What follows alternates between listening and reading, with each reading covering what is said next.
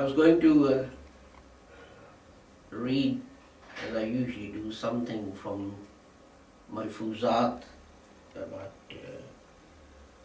the Holy Prophet Muhammad Sallam. But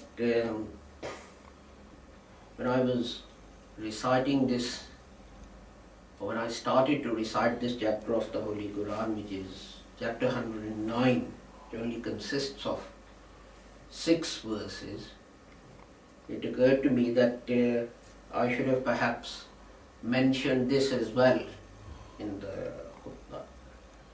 So let me read out the English translation of this chapter. Qul ya ayyuhal kafirun. Say, O you disbelievers, la abudu ma ta'budu. I don't serve those gods that you worship, that you serve. Wala antum abiduna ma abud. Nor do you worship or serve the God whom I worship. Wala ana abidum ma abattum. Nor shall I serve that God which you worship. Wala antum abiduna ma abud. Nor will you serve the God whom I worship. Lakum deenukum waliya deen.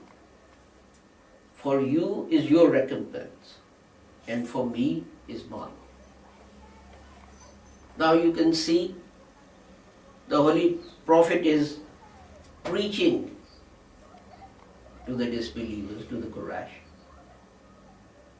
Now how does he end? How does Allah reveal to him to end this discussion? That is to say to the disbelievers, you can't convince me to worship those that you think run this universe, are gods, or omnipotent and omnipresent. And I can't convince you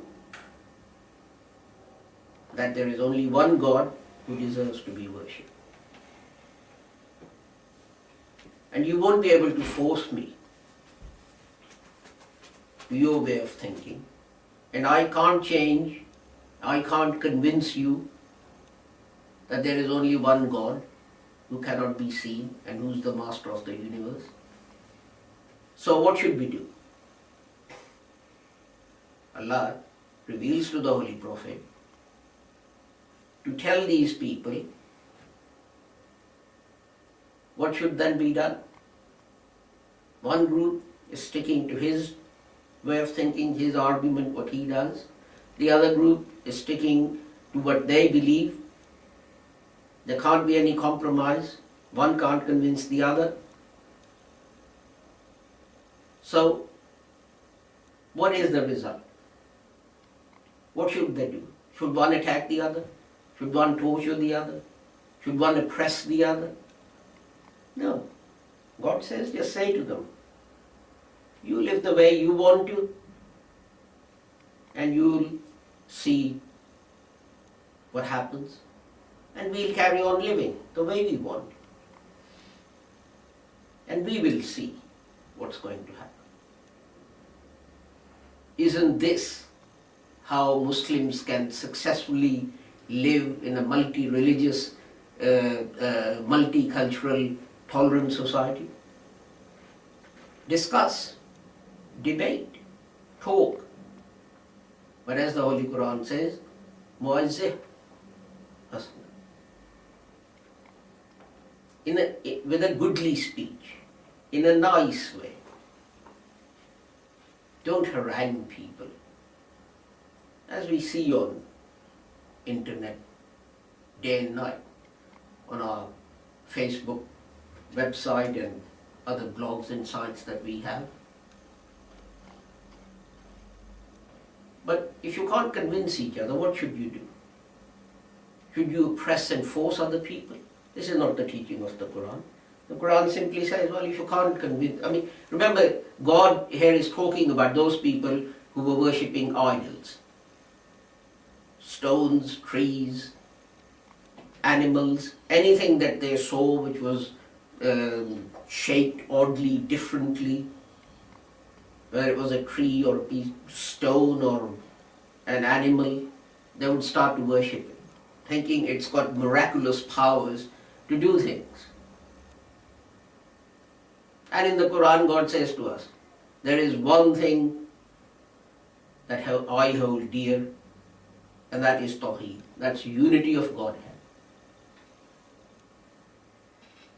So you have this debate between those who support unity of Godhead and those who worship idols and stones and sticks and trees and animals and so on.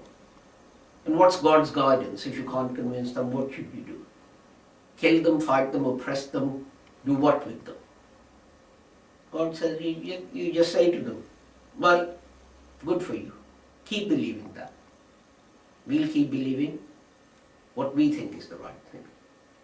And then at the end of the day, everyone will see who was right. So, although I was going to read something else, when I started reciting this verse, it occurred to me that it ties up with the other teaching that Muslims are fighting to protect everyone.